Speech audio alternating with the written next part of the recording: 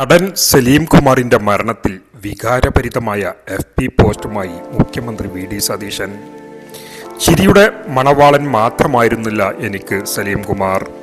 അയാളും ഞാനും തമ്മിൽ അതിതീവ്രമായൊരു ആത്മബന്ധമുണ്ട്.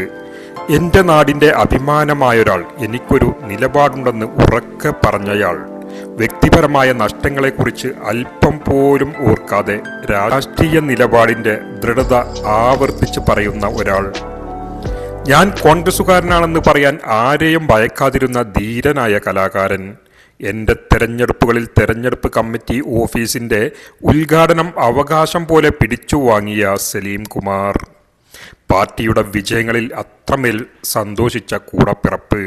ഹാസ്യം മാത്രമല്ല, എന്തും തനിക്ക് വഴങ്ങുമെന്ന് പലവട്ടം അദ്ദേഹം തെളിയിച്ചിട്ടുണ്ട്. അഭിനയത്തിൻ്റെ പല തലങ്ങളിലും വഴികളിലും സലീം കുമാർ ലോകോത്തര നിലവാരം കാട്ടി. ഒരു മുഖം കൊണ്ട് ചിരി പകരുമ്പോൾ മറുഭാഗത്ത് കണ്ണീരിൻ്റെ നനവ് ഹൃദയങ്ങളിലേക്ക് പകരുകയായിരുന്നു സലീം കുമാർ.